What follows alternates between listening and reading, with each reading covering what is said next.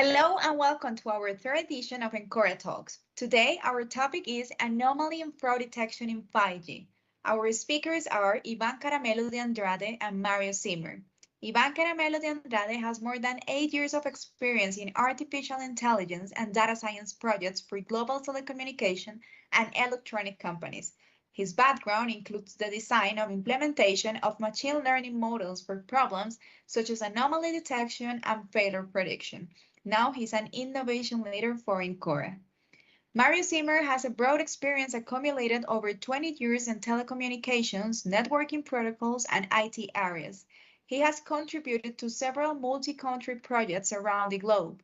He joined the Brazilian division of Encora in 2006, where he has performed multiple management roles across the organization.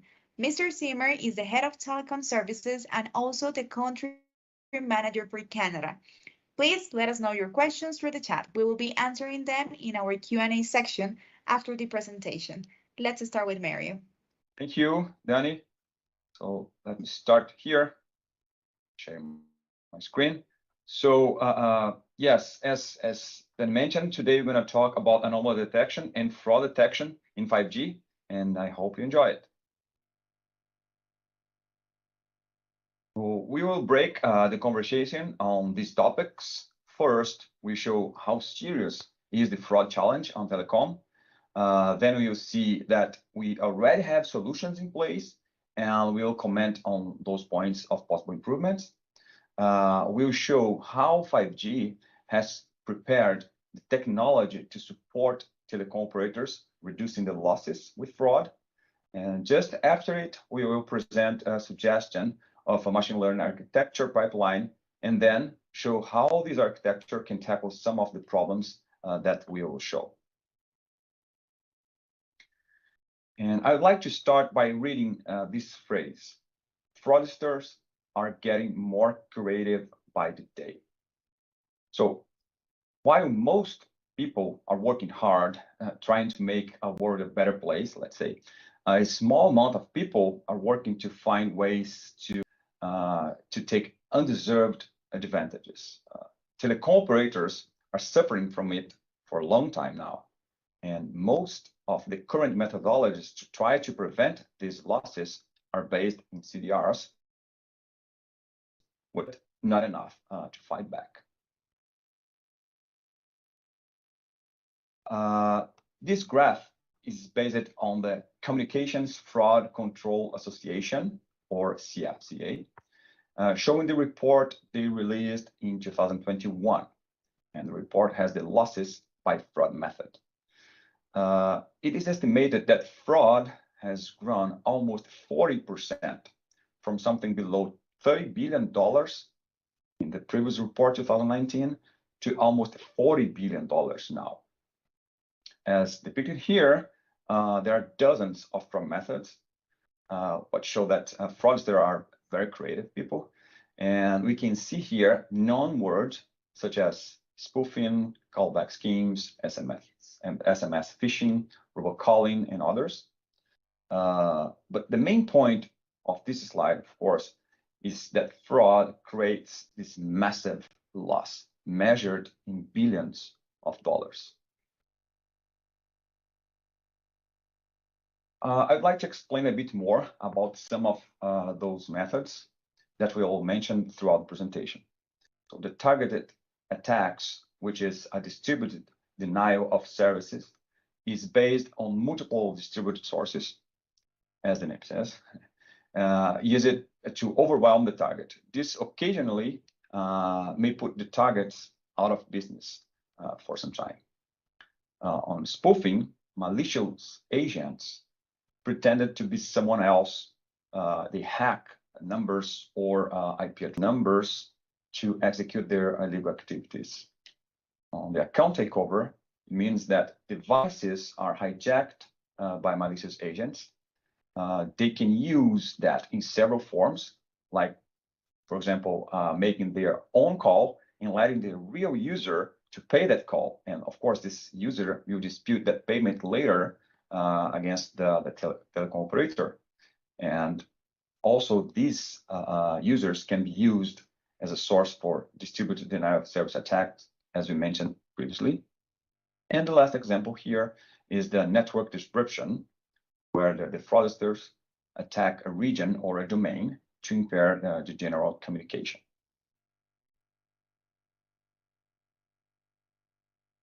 And how the telecom operators treat that today. As you know, in today's environment, we do not have well-defined standards to collect and store the data. We have different environments on the network, lots of different protocols to take care of, and this brings almost inevitably to a vendor lock-in when talking about analytics. Meaning, if a vendor adapted their solution to work on this telco environment, that telecom operator will have to stay with them for a long time because they paid for that adaptation. And to replace them will be very hard. The other vendor would have to adapt themselves to this telecom operator as well, and that's hard and costly. And exploring a bit more how the attacks and frauds are treated today. Well, there is no magic. We have to collect the data, treat it, and identify the behaviors. So saying it's easier than doing it. So in order to do that, in order to have it properly done, we have to access the data. Sometimes we have to enhance it, have to prepare it. Is that data sensible or not? Do we have PII, personal identifiable data there? Should we mask it? Normally, this data come from different locations and sources with different characteristics. So now consider that we made that, we achieved all of that. So we have the data in the way we want, the data we need. Now we have to identify the behaviors we need, and we have to observe that for some period of time.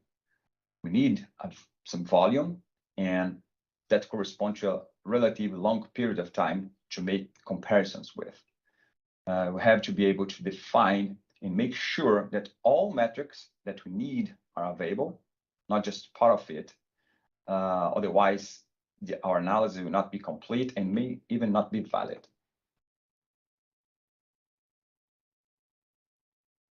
You know, finally, we get to the 5G times. 5G was built considering the service-based architecture, where elements of the network talk to each other using a predefined list of APIs.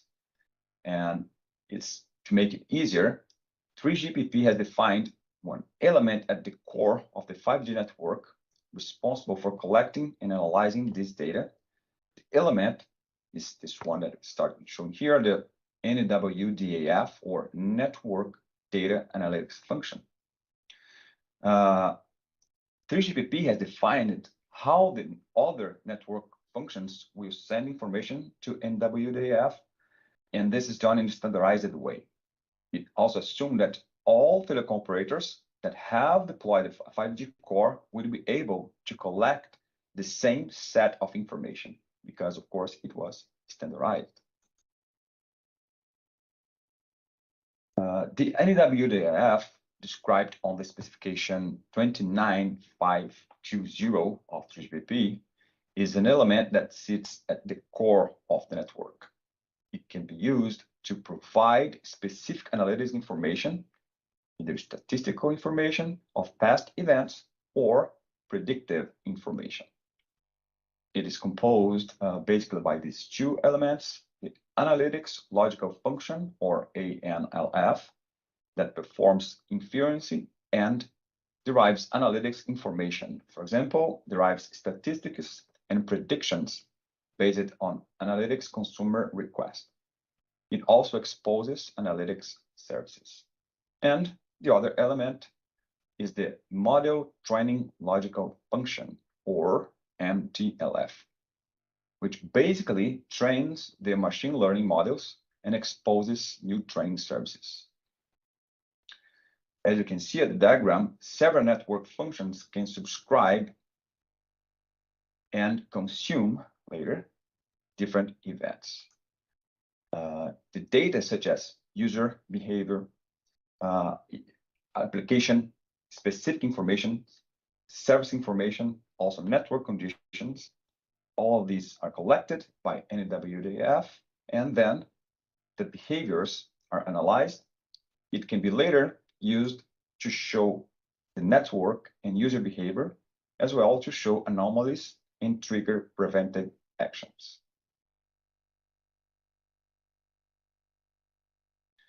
You can see as well that NWDAF supports lots of internal analytics, right? It has evolved already from release 15 to release 17. And now we are considering the release 17. Using these APIs, we have several types of observable events and analytics. Some of them are related to anomaly detection, and such as network function analytics, network performance analytics, user equipment related analytics, user data congestion analytics, and other types of analytics as well. And now, finally, one of the talks of the presentation is machine learning. Let's see how can we use all these new standardized data to create a state-of-the-art machine learning pipelines, and how can we enhance the current anomaly detection and prevention products that we're going to have. And I now have my friend Ivan Caramello to explain that to us. Ivan? Thank you, Mario. So as Mario was introducing, we have many new advantages that come from 5G and NWDAF that will help us with machine learning strategies and models over these types of problems. First of all, we have normalized interfaces that can be used over different systems. So while before we had to use, each vendor had its own interfaces, or each system had its different interfaces, now we can share the same KPIs, the same structure. With this, we also have data that is more accessible. This data is now not only normalized, but these KPIs will be readily accessible in all 5G devices, all devices that implement NWDAF. And this data will also be protected both by the protocols that are being used to consume this data, but also all data will be already over a layer of protection, so no specific users will be exposed by using this type of statistic provided by 5G. 5G also provides many native analytics, so even anomaly detection in some levels is provided by the system, as well as many types of KPIs, statistics that can be used by default, that will be provided by the system and can be directly used by other systems that want to learn behaviors or identify anomalies. And finally, all of this information allows us to combine information from different devices, different subnetworks, even across the globe, to learn and understand how the network behaves and how it shouldn't behave in order to identify all of these frauds that we listed before. So does this mean that 5G solves all problems that we would have with machine learning? No, or at least not alone, not by itself. Even with all of these characteristics that are very positive, we still have a few steps in order to achieve these models. First of all, many of NWDAF applications require parameters that we specify or which period or which thresholds we are going to use, and all of these needs to be either defined or learned from somewhere else. We also have this contrast between local and global. So even if this technique allows us to combine many results, they won't be combined by default. So it's important to have some kind of intelligence behind the scenes that can combine them and understand how all of these can be worked together in a single solution. Other than that, we also shouldn't limit ourselves to detection. It's important to identify when one anomaly occurs, but we also want to understand why it occurred or what's behind this anomaly. All of this, so classification of anomalies or differentiation of types of anomalies is important and could even lead to prediction. So finding the anomalies even before they appear. And finally, not all anomalies are violations. In many cases, anomalies will be caused by attackers or even by errors, but in other cases, they might occur due to other reasons. So maybe a promotion or a change in legitimate change in behaviors. And we need to tell this apart before taking actions in order to have a robust system that we can trust. So in order to achieve these points, we have a few proposed general approaches. First of all, we want to coordinate this data, which is way easier now with 5G. With all of these features from NWDAF, we can combine them and know that we will have all necessary data in all nodes. Then employ dynamic learning-based techniques, algorithms, and methods to use this data to understand patterns, understand behaviors, and the anomalies of these observations. And finally, create some solutions that can be used for these problems where they appeared, but can also be shared over other networks and even other types of problems. This can be used for many types of problems, especially those that we specified before that cause all of these losses, for example, attacks, hijacks, or maybe spoofing that can appear on a user. So legitimate behavior that is being misguided by someone, or even network disruptions. So small behaviors that by themselves wouldn't sound anomalous, but that combined can lead to actual anomalies. All of this can be organized in a few more steps that we could have in the development of one of these solutions. So we, of course, start by identifying these anomalies, both by the anomaly detection that will come with NWDAF and the models that run inside there, but also with other techniques that can combine and aggregate all of this information. Then we can move on to learning the behaviors that we have outside the anomalies. So how users usually behave, or even how anomalies occur over time. And then we can try to tell apart anomalies from violations and understand when we need to act and in which cases we should let the system adapt and grow with these different behaviors, or simply understand that some of these actions are not attacks, are not malicious.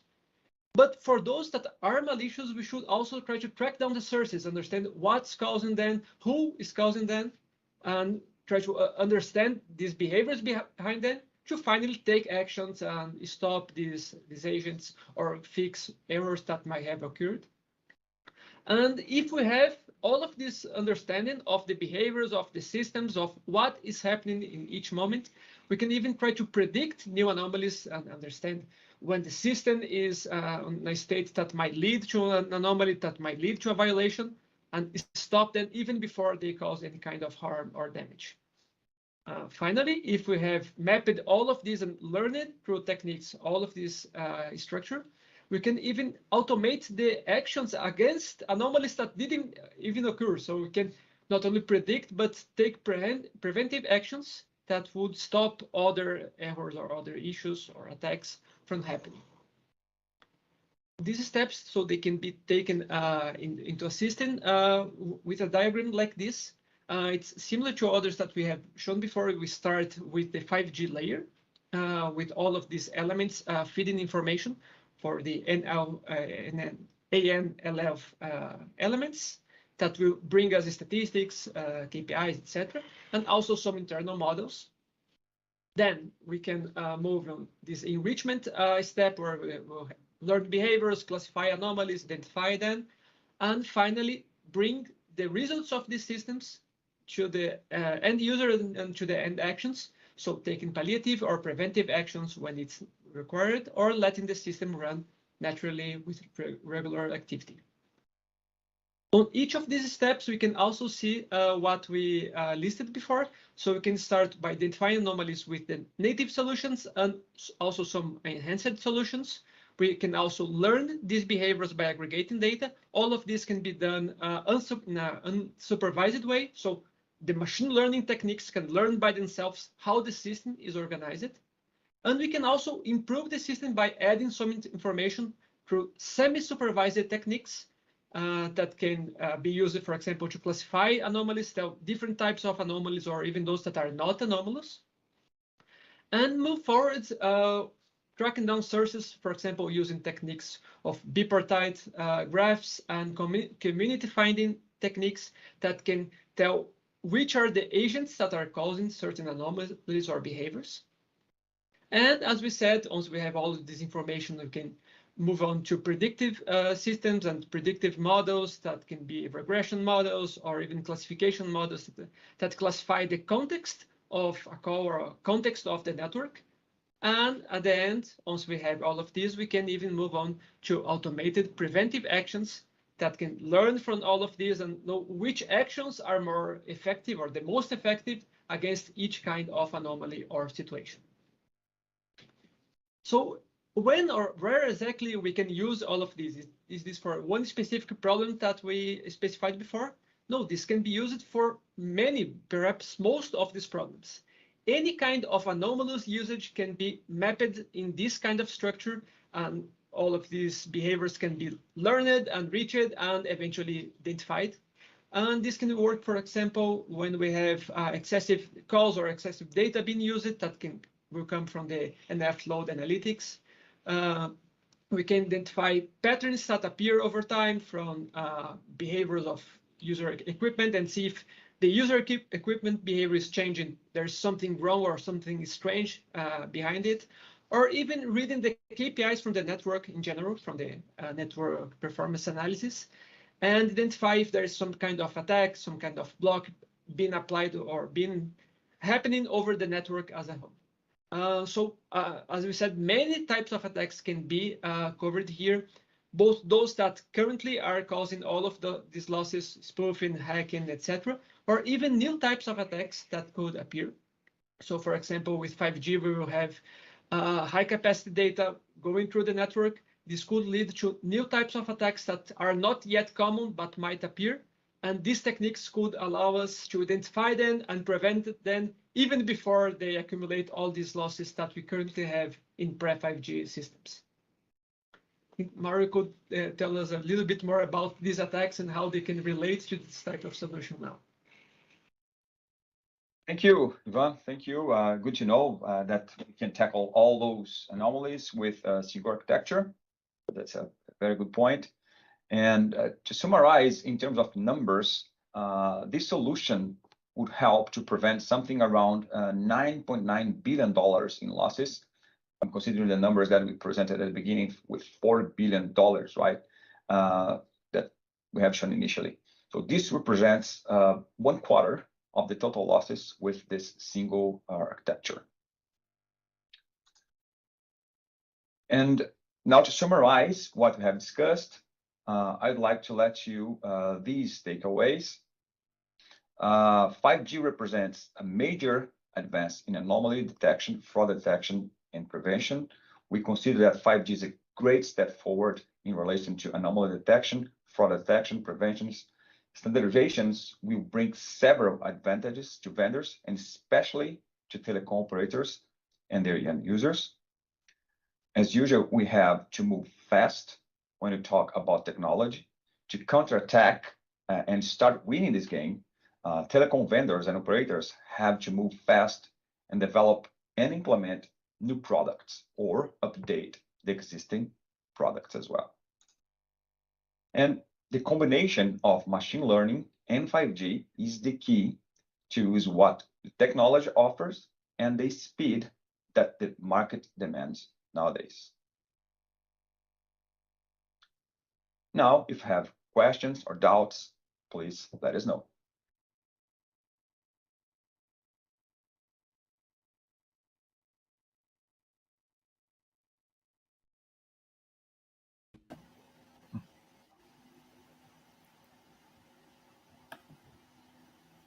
Thank you so much for all this valuable information, Mary and Ivan. As we said, we're going to start with our Q&A. So the first question is NWDAF the only element that 3GPP defined to apply machine learning algorithms?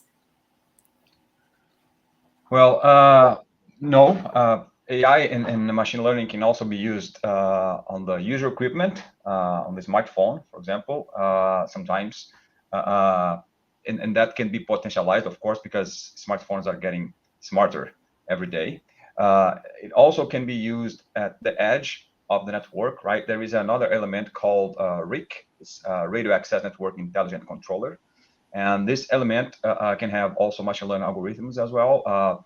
It has a division, non-real time, near real time, that will optimize, for example, QoS and slicing and mobility, and also non-real time RIC that works on the service management and orchestration framework, SMO, and is defined by the Open Run. And it will have, because it's offline or non-real time, it has much more data, right, to work with, and you can have much more complex and elaborated machine learning algorithms. It will support optimized handovers and some enforcement of different policies. And think about that. It may be a good subject for a next webinar, let's say. Thank you, Mario. The second question is, what are the tools and the current state-of-the-art techniques for automating this fraud detection on real time? Right, so for real-time applications, we have a few novel techniques. For example, robust random cut forests. They were developed by Amazon, and not only they are dynamic and allow for online learning and prediction, they also support multiple variables at the same time, so you can see multiple types of data all together and see if any anomaly happens based on past behaviors. And for frameworks, we also have many options nowadays. So, for example, Apache Flink and Apache Spark also have streaming solutions. But in not all of the cases is we want a full real-time solution. Sometimes a near real-time will allow us to aggregate data on small windows and then have a better picture, a better context of what's happening, and provide even better results for these applications. Thank you, Ivan. Is there any difference between 5G and 4G security? Yeah, Ivan, let me answer that first. Yeah, security. Security is too broad subject, right? So I'm going to frame the response here to the point we discussed today. So the standardization of the interfaces is actually a great evolution for security. So if everybody starts to use the same data, the solutions, the idea is that solutions will improve, will be easier to be deployed, installed, and different telecom operators can use the same type of solutions and enhance them together. So collaboratively, we're going to have a better solution overall. Yes. So Ivan, do you have something to add here on the security part? You're mute, Ivan. Okay. No, as you said, security is always an evolving problem. So we're starting from a good point here, but we also need to keep seeing how the attackers will develop measurements to try to breach this security, so we can keep evolving it. Thank you. The next question is, what is the broader set of ML categories for NWDAF outside of anomaly fraud? Well, yes. We have framed here for anomaly detection, but of course there are lots of other things that NWDAF can help with. So different types of analytics are supported. We have kind of called attention for a few APIs during the presentation, but there are by now 12 of them, if I'm not mistaken. And the information that are collected by these APIs can support different types of analytics. So, for example, you can have like WLAN performance, your QoS performance, or data network performance. And so, if you would like to see the average or maximum traffic rate, or packet delays or packet loss, so other things that will also be collected by this element and it can be used and not necessarily related to fraud.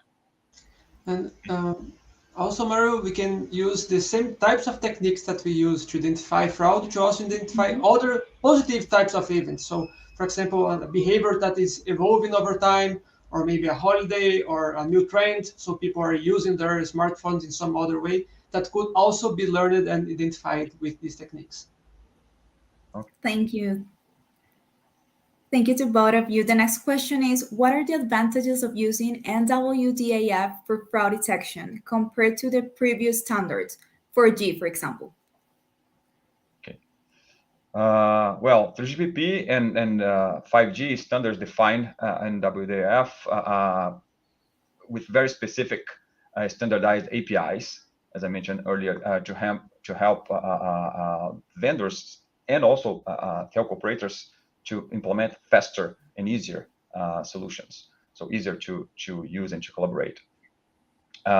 So the same solution that a vendor implements can be used in different carriers, and so they don't have to actually work a lot to adapt the solution to get into new markets. At the same time, the carriers doesn't have to actually adapt a vendor solution to them.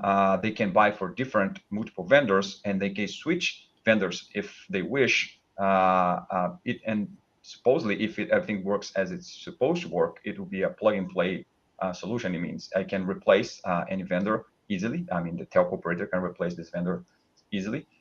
And it's not what happens today, right? If you compare to old standards, it's very costly and time-consuming if you have to replace your current solution. So that's, for me, it's the greatest advantage.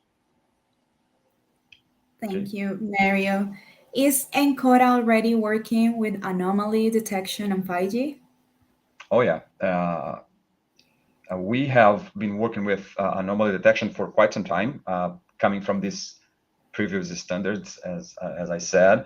So we are now working with 5G, but we have different other data scientists other than just Ivan Caramelo here, working for different types of verticals, different type of demands, and also in telecommunications. And we have been working with 5G for some time now for also different vendors. So bottom line is we have experience and domain expertise on those subjects in-house. Okay. Thank you, Mario. Thank you, Ivan. And thank you, everyone, for joining us. Please keep an eye out for more webinars that we will be hosting soon. We also invite you to watch the recorded webinars we have posted on EncoraTalks.com. Thank you again. Thank you. It was very nice to be here.